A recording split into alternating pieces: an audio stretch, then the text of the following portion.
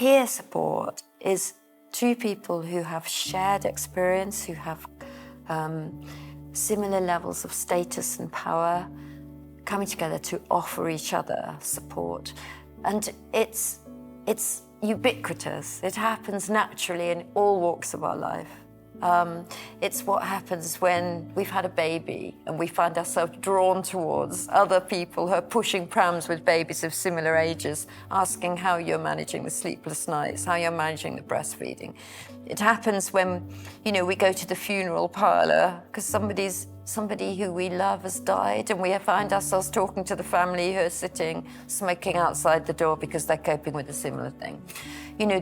We gravitate towards people who might help us to understand our situation with the benefit of their own similar experience. So peer support in mental health services is about that support that happens between two people who share a similar diagnosis, similar experience of using services, similar kind of symptoms and conditions. But it's also what happens when it goes so much further than that, doesn't it? Because peer support also happens when you meet somebody who's got the same skin color, who's from the same age, who has the same sexual identity. Or somebody who just meets you and says to you, "Oh, when I was in here, I felt like this," and you recognize it. So it is about that connection primarily, which we've talked about. And the importance of peer support, I suppose for me, it just is the potential value of peer support is nowhere near met yet. It feels to me as though the more that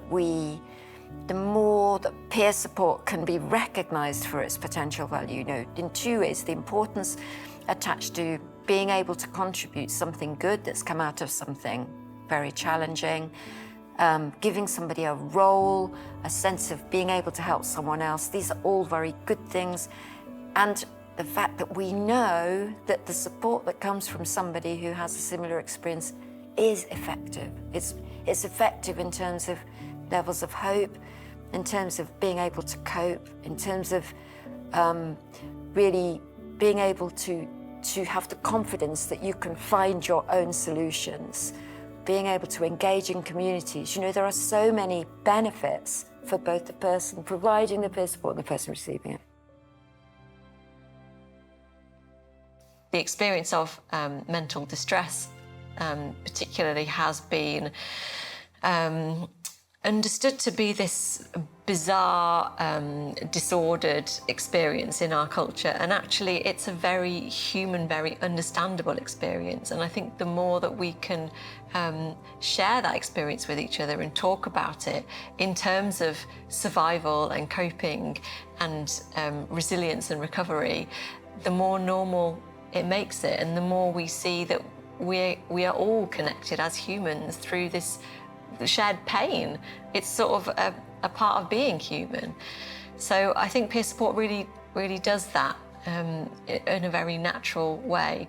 But it also repositions people as the experts in their own lives and really puts that trust and that control back with that person. And I think there's nothing more powerful than that in someone's recovery.